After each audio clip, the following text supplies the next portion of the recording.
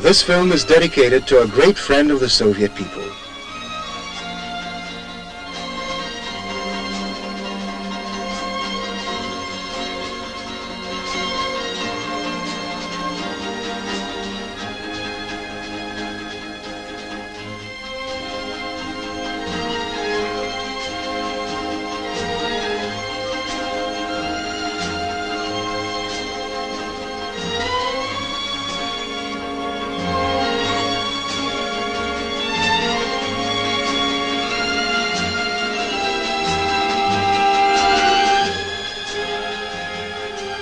He frequently came to the Soviet Union, the President of the Democratic Republic of Vietnam, Chairman of the Central Committee of the Working People's Party of Vietnam. He enjoyed the sincere and heartfelt affection of one and all in the Soviet Union.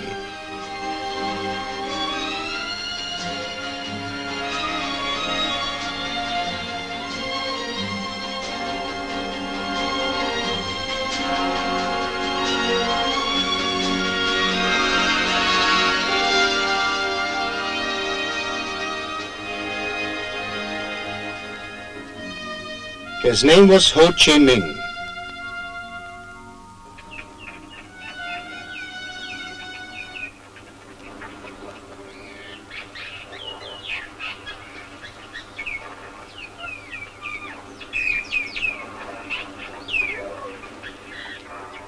In Vietnam, he was called Bác Ho, Uncle Ho, or Old Man Ho. Ho Chi Minh in Vietnamese means wise with experience. This was his last 19th party name.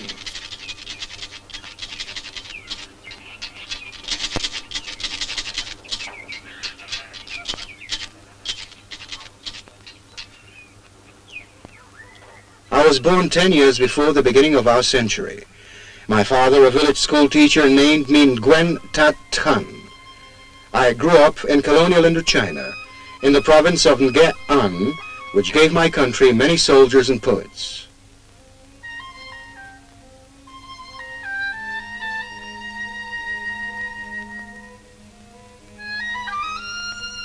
That dashing, surging wave, will it bring back past memories?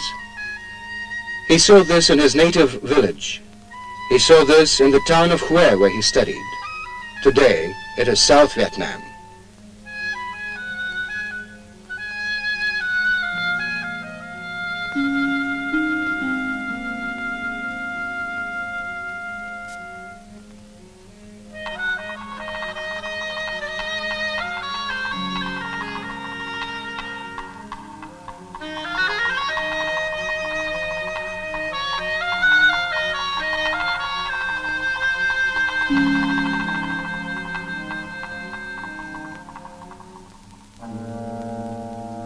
The French came to Indochina in the 19th century.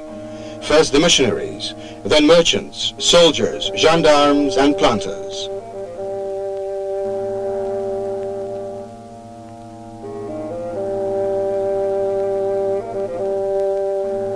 Young Nguyen Tat Thanh learned by heart the Declaration of the Right of Man and Citizen proclaimed by the French Revolution. People are born free and remain free and equal in their rights. Free and equal.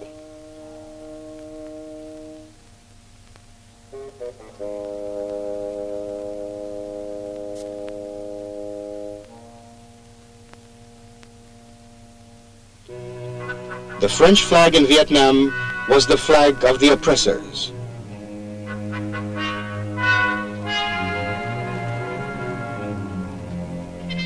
Nguyen Tat Thanh dreamt of discovering a happy land where there would be no oppressed. In 1910, he went to France, to Paris.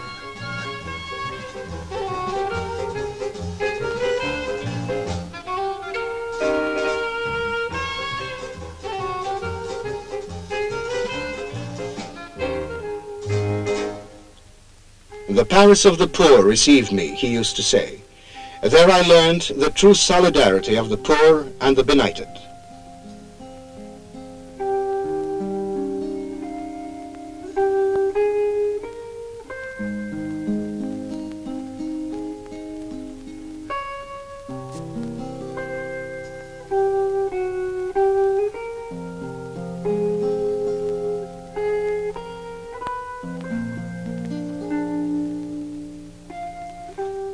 This is the window of his room in the small by-street called Campuan, where he worked as a photographer.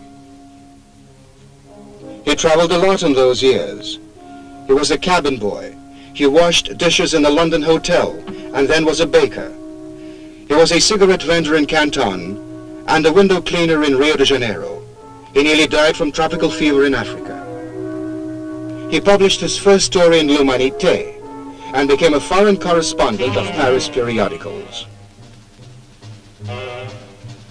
In the United States, he wrote, politicians, financiers, and the authorities always encourage, spur on, and incite criminals and racialists, and then cover them up.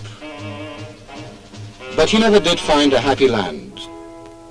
My land, 100 leagues divide us. I lie so still, engulfed in heavy slumber. Weeks passed, then months. I wrote these lines in tears.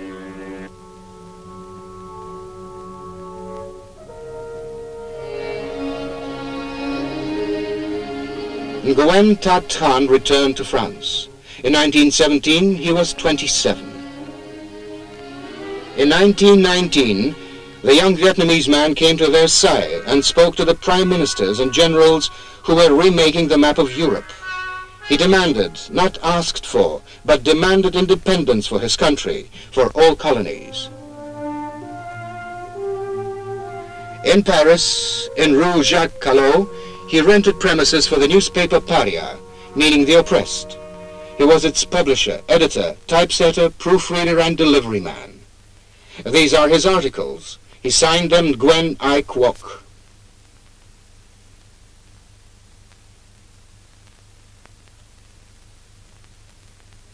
Advertisement. Have your photographs taken by our comrade Nguyen Ai Quoc. Unframed 20 centimes, framed 40 centimes. But he needed more money than he earned. Thereupon the young Vietnamese signed a contract with a Paris theater to write comedies. He spent every centime he got paid to publish the Paria.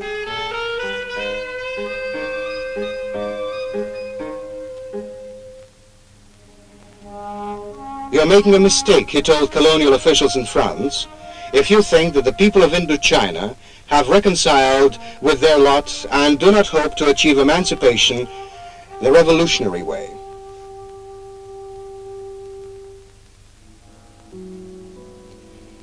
For my illiterate compatriots, he used to say, my weapon is not the pen, but an artist's brush.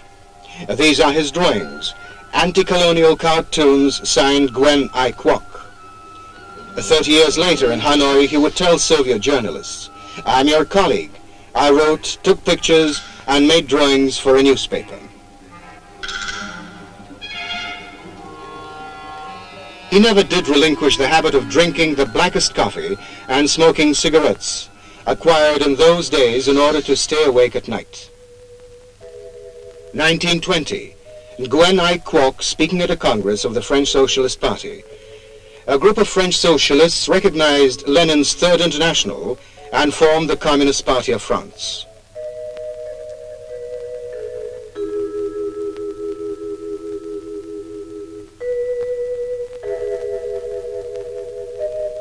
Nguyen Ai Quoc became a communist. A year later, Marcel Cachin put forward his candidature for a seat in the French Parliament. The Paria printed more and more materials about Soviet Russia.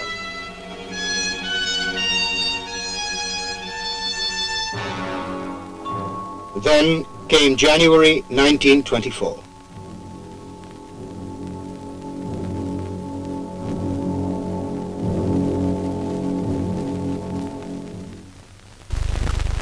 From Paris he went to Moscow to pay his last respects to Lenin. The Pravda published his article. Lenin has died. Like a bolt from the blue, these tidings will sweep over the fertile plains of Africa and the green expanses of Asia. Yes, people with black or yellow skins may not know exactly who Lenin was or where Russia lies, but all of them, whether a peasant in the fields of Annam or a hunter in the forests of Dahomey, have heard the whispered words that there, on the other end of the globe, lives a nation which has chased out the masters. They have also heard that this land is called Russia, that it is guided by intrepid people, and that the most intrepid of them is called Lenin.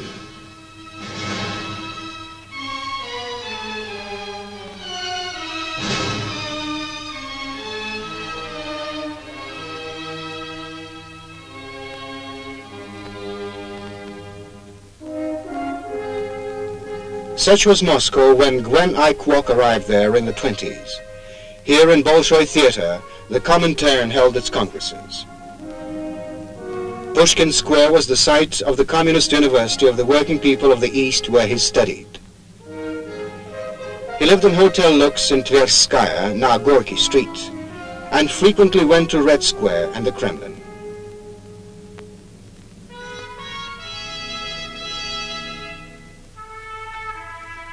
Gwen I. Kwok heard the Soviet President Mikhail Kalinin address the 5th Congress of the Comintern.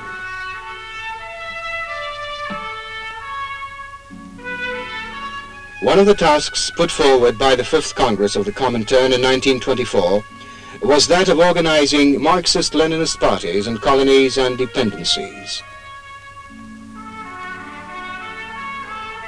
The future President of Democratic Vietnam with a group of Congress delegates.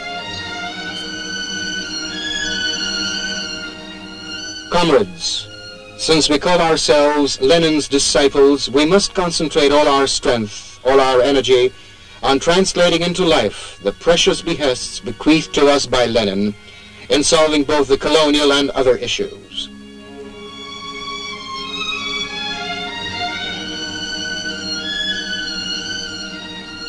The Comintern delegated him to assist the Vietnamese revolutionary movement. It was for these underground publications that the colonial authorities sentenced him to death. Gwen I. Kwok united various communist groups and in the beginning of 1930 formed the Communist Party of Indochina. He attended the 7th Congress of the Comintern as a delegate from the Communist Party of Indochina.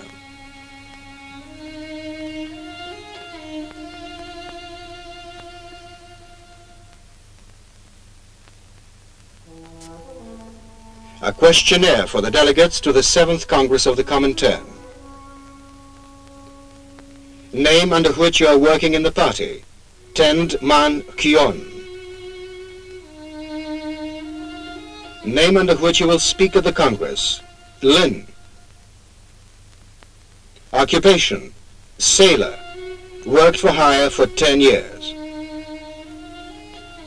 Present source of livelihood: student of the Moscow Lenin School. From what year and in which communist parties were you a member? From 1920, member of the Communist Party of France, and from 1930, member of the Communist Party of Indochina.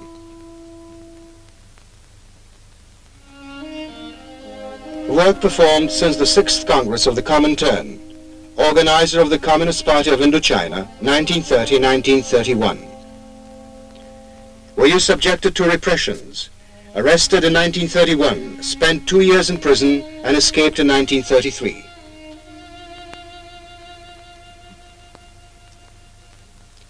What languages do you know? French, English, Indochinese, Cantonese, Italian, German, Russian.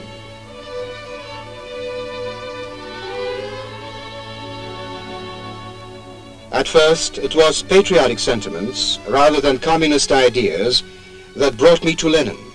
But step by step, continuing the struggle, I came to realize that only socialism and communism can emancipate the peoples. He, leader of the Anti-Colonial League, was called Gwen I. Kwok. He signed his articles in the underground communist press with the name Lin. In police records, he was known as Tong Wan So. In 1941, he returned to his native land and became a soldier. Henceforth, his name was Ho Chi Minh. These party documents, the rules and the program of the Communist Party of Indochina, Comrade Ho Chi Minh carried in his map case. In 1941, he declared that the Soviet Union will definitely win the war, and that this victory will lead to the rise of other socialist states.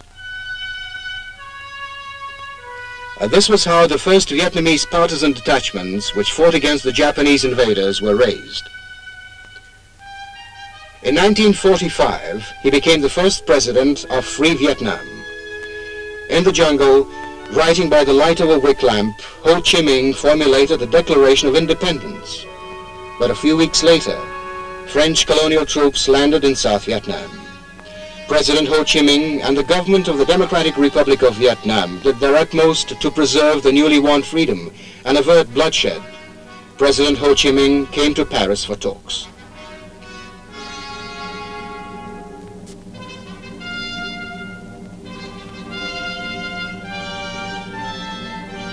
Citizens of France, I should like to address you with a few words, not as President of the Democratic Republic of Vietnam, but simply as a sincere friend of all honest Frenchmen.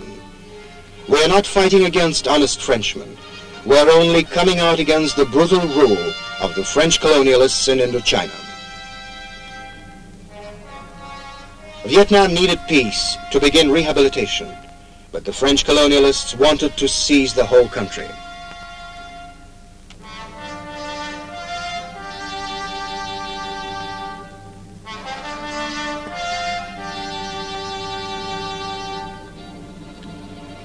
The man on the president's left is General Leclerc.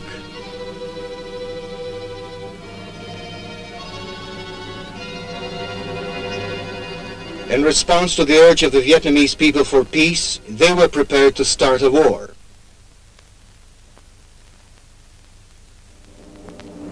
In the autumn of 1946, the French troops began to shell Hanoi.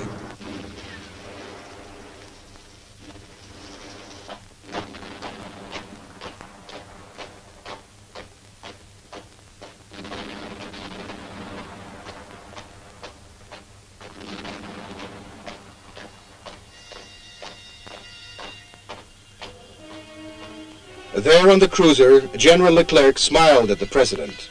Now he ordered his troops to begin the offensive. But Ho Chi Minh told his people that there was another France. The France of Maurice Thorez, the France of Frederic Joliot-Curie, the France of workers and dockers. Ho Chi Minh lived in their country. He was a member of their Communist Party, and now they refused to load tanks bound for his country. The jungle became his home.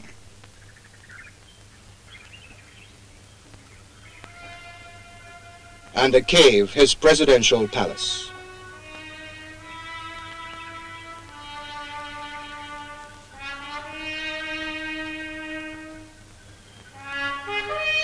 He who has a rifle, let him arm himself with a rifle. He who has a sword, let him arm himself with a sword. If there are no swords, arm yourselves with hoes, spades, or sticks. The hour of saving the fatherland has struck.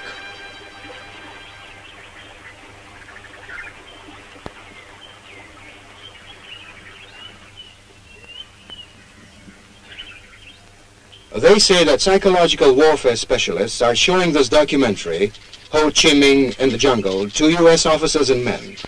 They're searching for the roots of what they call fanaticism of the Vietnamese, that which was actually a passionate effort of the whole people.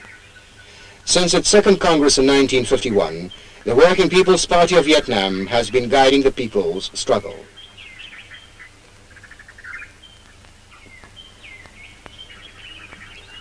Once, the director of a lycée in Hue wrote in his character reference, "Better suited for scientific pursuits than other boys of his age." But Ho Chi Minh became a soldier.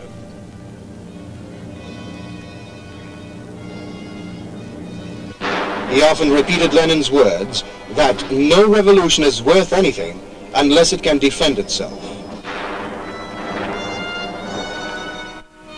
By 1954, Ho Chi Minh's detachments had turned into a powerful regular army.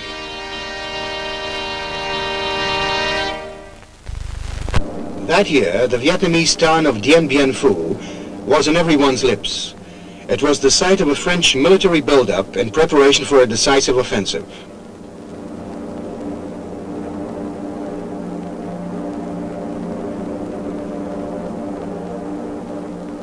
Silence surrounded them, but it was shattered by the guns of 2 divisions of the Vietnamese People's Army.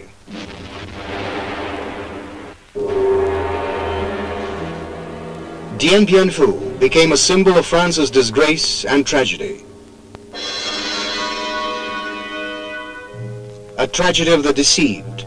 90,000 prisoners, those who only recently were on parade in Paris. In just the same way, U.S. airmen are now being convoyed on Vietnamese soil.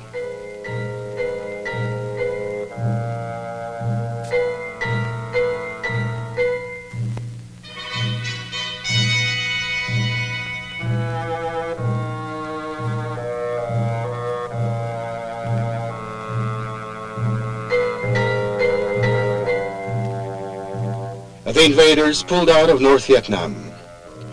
Are these documentary films shown to U.S. officers and men?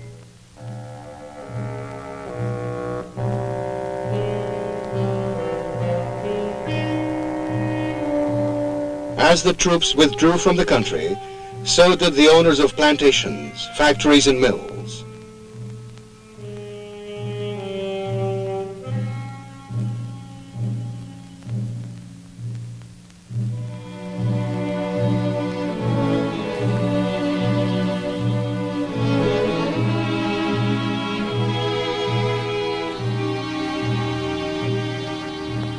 People got Ho Chi Minh's portraits from secret hiding places.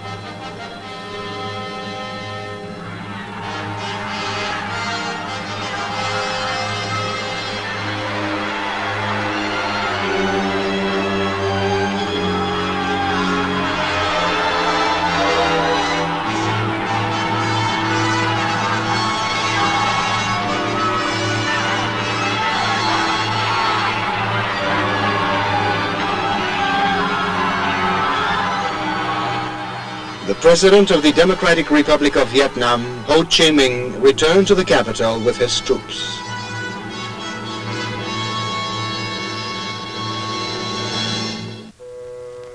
"9 years in the jungle, 9 years of war."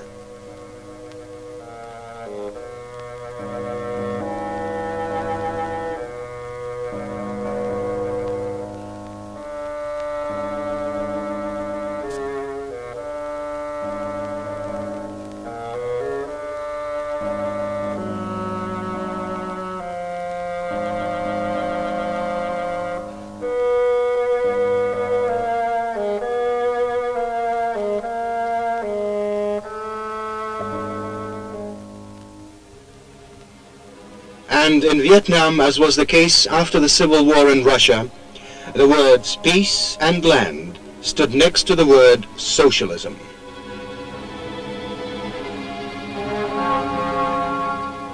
The people of Vietnam began building a new life.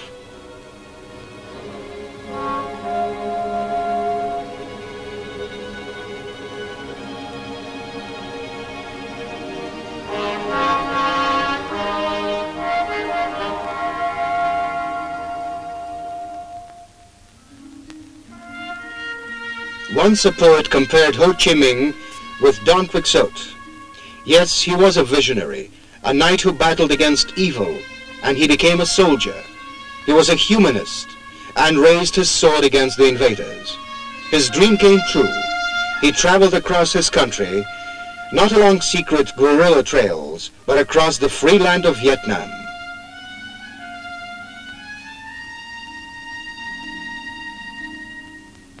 The first gain of socialism was a simple one, but it concerned life itself.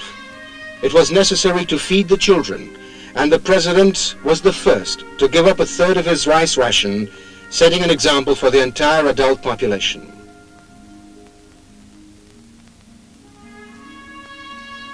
You will of course be pleased to hear about the successes of the Soviet peasants. And if we do not spare our strength in the struggle, then what the Soviet Union has already achieved, we shall achieve tomorrow.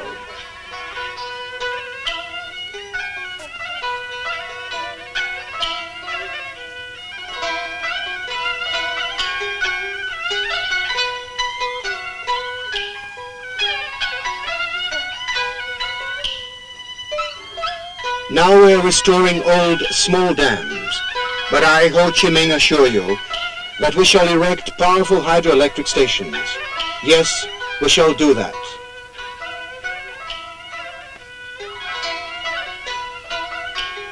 Citizens of Vietnam, first and foremost, you must learn to read and write. Only then will all our compatriots be able to take part in building up the state.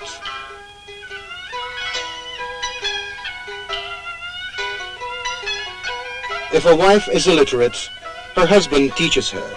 If a younger brother is illiterate, his elder brother teaches him. If the parents are illiterate, their children teach them. Women must learn to read and write so as not to lag behind the men. Within a year, all the Vietnamese must learn to read and write.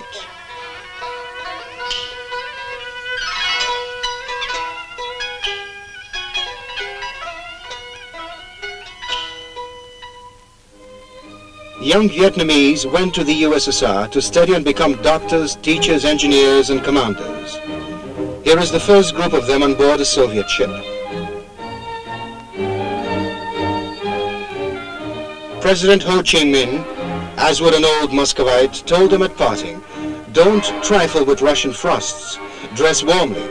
Return home as specialists, whom the country needs so much."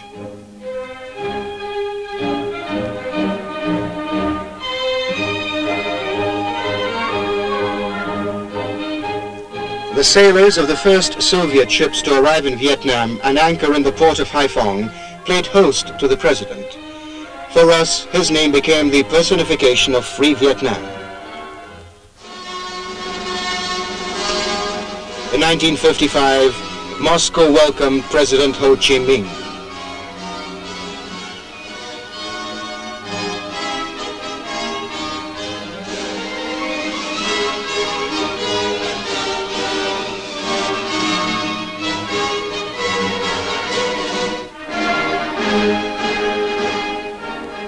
The national anthem of the Democratic Republic of Vietnam resounded in his honor.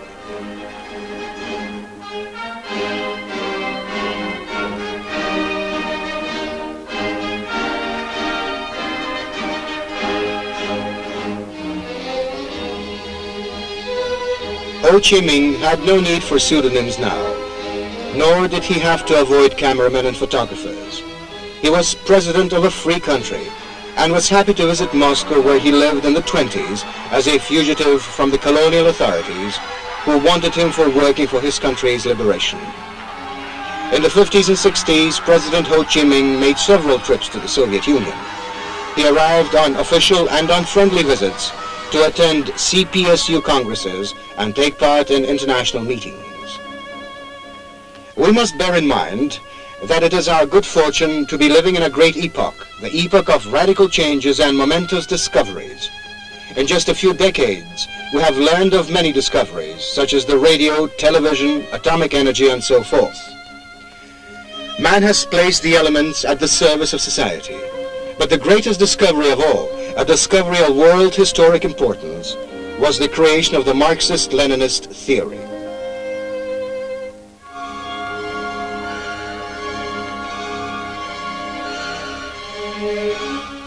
Lenin's name and his theory are inseparably linked with the achievements of the camp of peace and democracy, which extends from the Elbe to the Pacific and from the Arctic Circle to the tropics.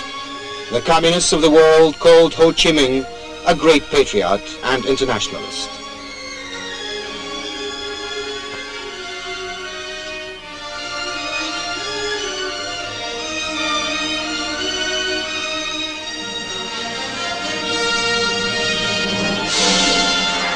He addressed the following words to a party congress: "We shall always march shoulder to shoulder with the Soviet Union and other socialist countries in the struggle for the cause of peace, democracy, national independence, and socialism throughout the world."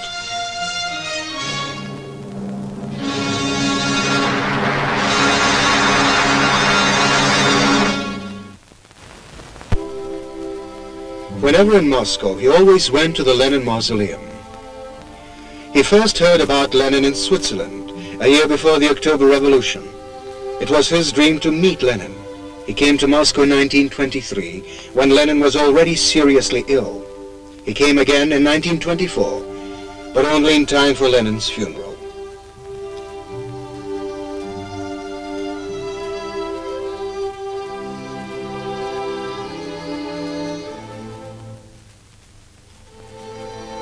For us, Lenin has always been and will be a father, a friend, and advisor.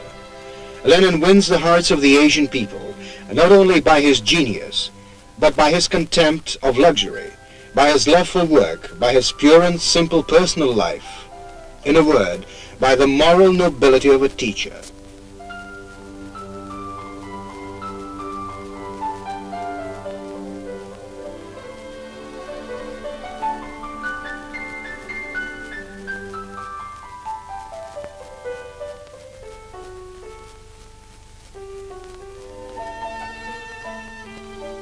All his life, to his dying day, Ho Chi Minh considered himself a student of the Moscow Leninist school. Not a living god, but a president, a communist of the Leninist school.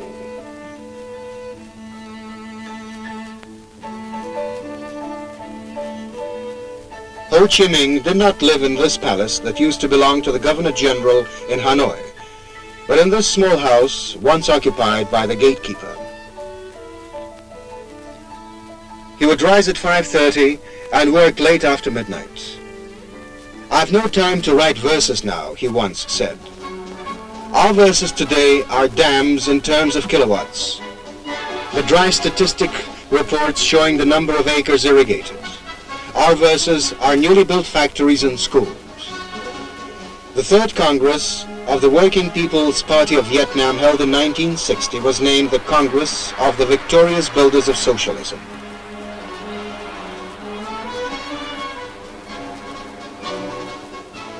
This steel, these dams and schools, the achievements of the Democratic Republic of Vietnam, the rising popularity of Ho Chi Minh and the Party of the Vietnamese Communists were an example for the south of Vietnam, and the people there rose up in arms to struggle for their freedom.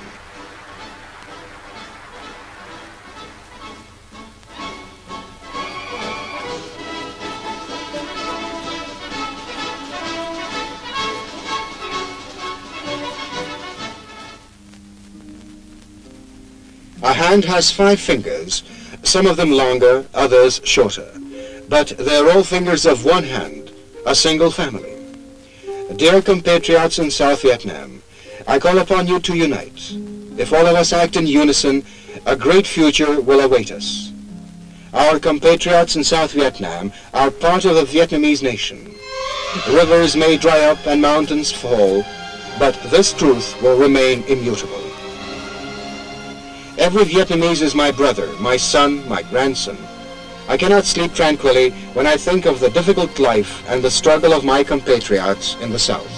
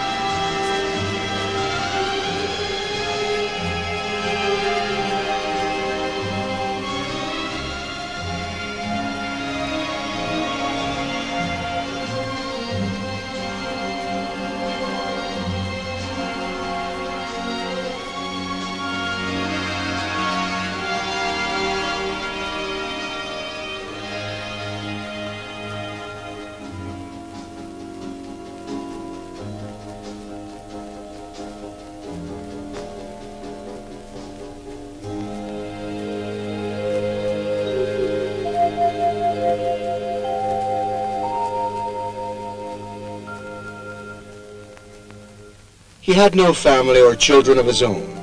He was the son and leader of the Vietnamese nation, 19 million in the north and 14 million in the south. He looked upon children as the future of the country.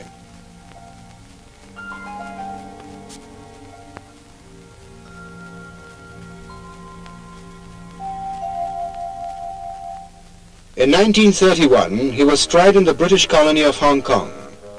In 1942, fulfilling a party assignment, he visited areas bordering on China, where he was seized and thrown into prison by Chiang Kai-shek's agents. For 4 months, I am in prison. They're like 10 years of darkness. These 4 months have brought me 10 years closer to the last winter of my days.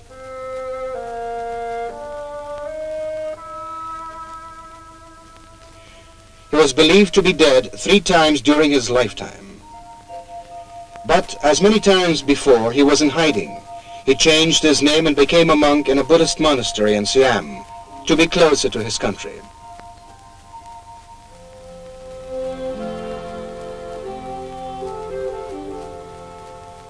In 1965, he turned 75.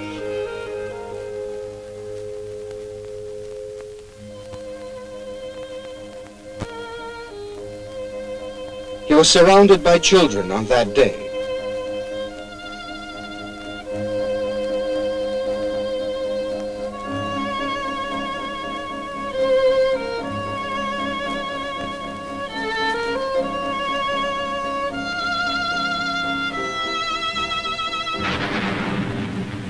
Still another war in the life of the Vietnamese people.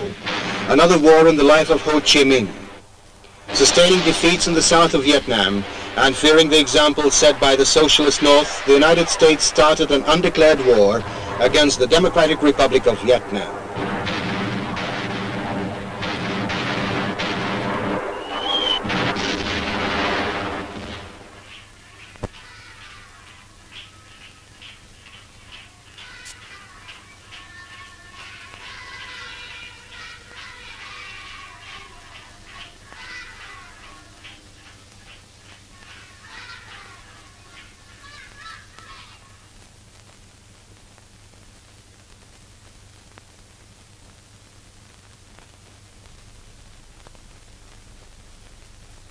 Dear compatriots, I know that this war will be a difficult one.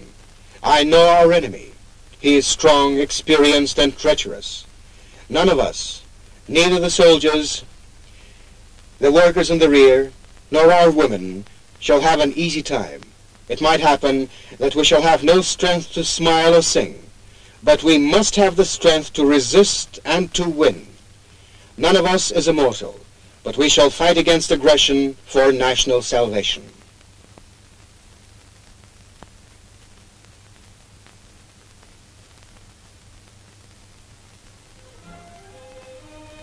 This war was the most difficult trial. There was no front or rear in the undeclared war. Factories were the front line and the workers were the fighters.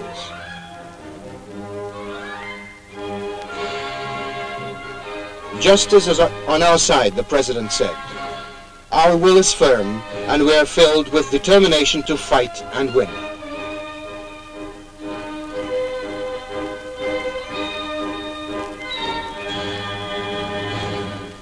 First year of the war, the most difficult period for the Republic, a Soviet delegation headed by Alexei Kosygin visited the frontline capital, Hanoi.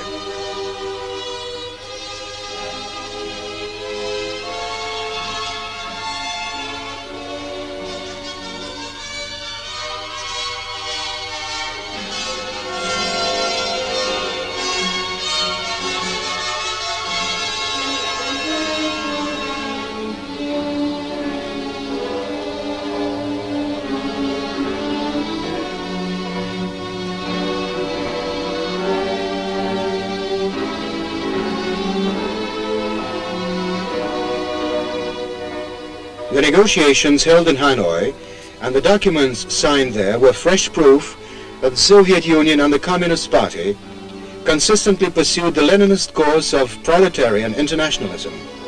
And today, too, Ho Chi Minh's behest is to strengthen the solidarity and fraternal cooperation between the Soviet and Vietnamese people and parties.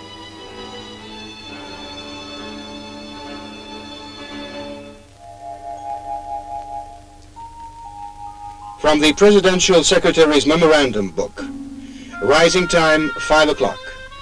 Report of the Air Defense Commander, 6 o'clock. Meeting of the Politburo.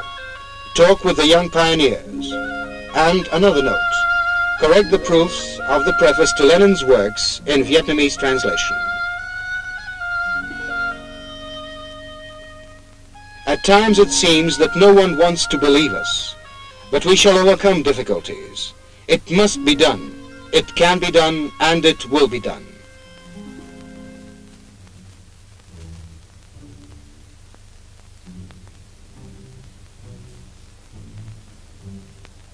Nhân sống bền và phục vụ chiến đấu, hãy dũng cảm và kiên quyết làm tròn nhiệm vụ. Tất cả mọi người hãy chấp hành nghiêm chỉnh điều lệ phòng không nhân dân thành phố, góp phần đánh thắng giặc Mỹ xâm lược.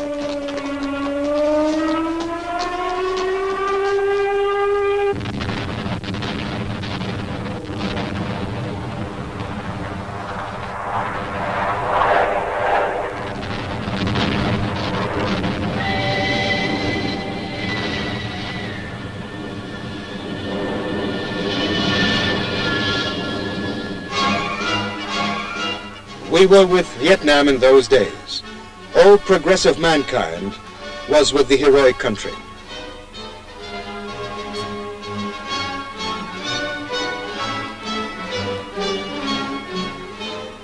Speaking on behalf of the 240 million citizens of the Soviet Union and its Communist Party, Leonid Brezhnev said at the time, "The Soviet Union has always fulfilled and fulfills its internationalist duty to the Vietnamese people. We have furnished and are furnishing substantial assistance. We have already delivered considerable quantities of arms and ammunition to the Democratic Republic of Vietnam. Our line is to continue rendering the Democratic Republic of Vietnam such assistance, both material and political, as it will require to counter U.S. aggression. We are consistently coming out for united efforts on the part of all fraternal socialist countries in assisting the Vietnamese people fighting against imperialist aggression."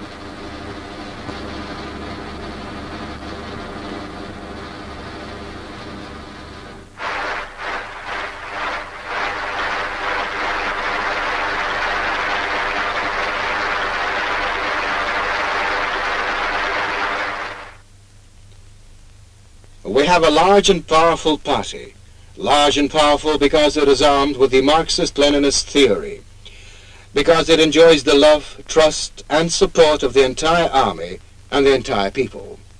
Unity, unity, great unity, and we shall score victories, magnificent victories.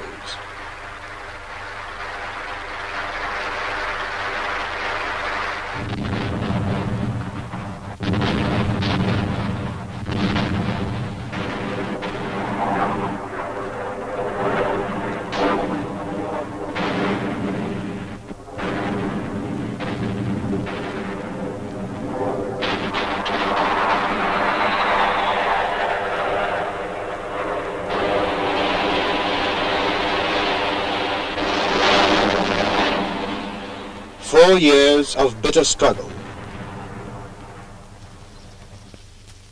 The United States unconditionally suspended air raids and was forced to open negotiations in Paris.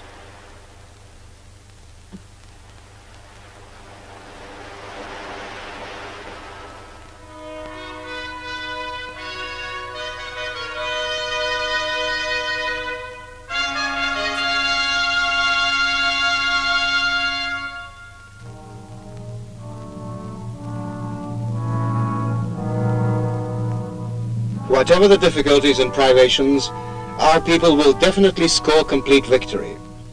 American imperialists will definitely be forced to withdraw from our country. Our fatherland will definitely be united.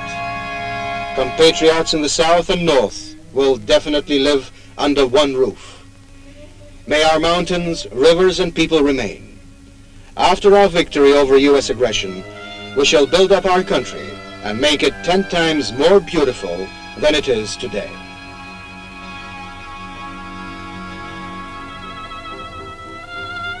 Again the moon looks through the window to urge me write my verse. I've no time today, my moon. I shall not even sleep.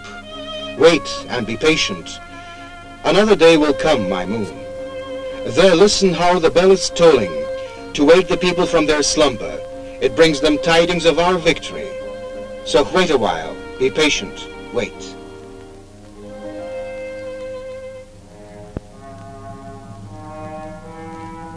In his testament to the people and the party, Ho Chi Minh wrote, "Being an old man, I should like to talk with you.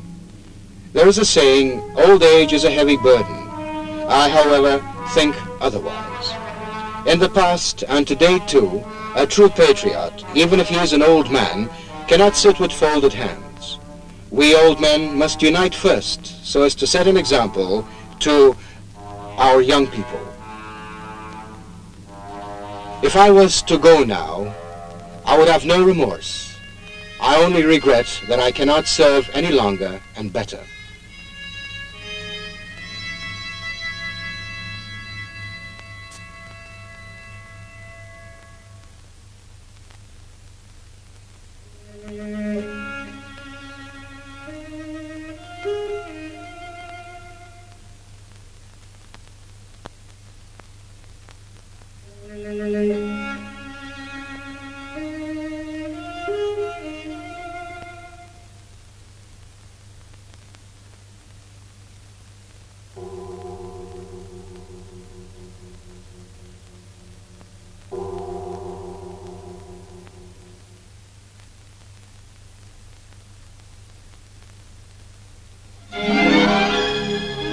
But he shall always remain with us, a great patriot and internationalist, leader of the heroic Vietnam, a true friend of the Soviet people, a communist of the Leninist school, soldier and poet, Comrade Ho Chi Minh.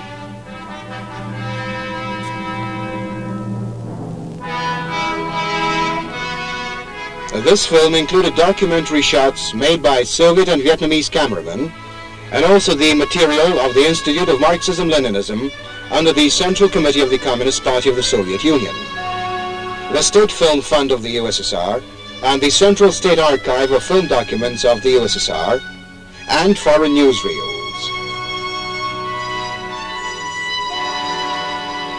Script Igor Itskov, direction Ekaterina Vermisheva, music Edison Denisov.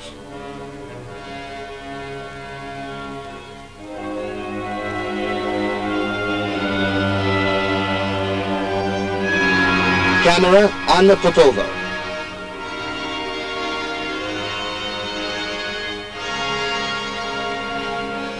Central Documentary Film Studios, Moscow.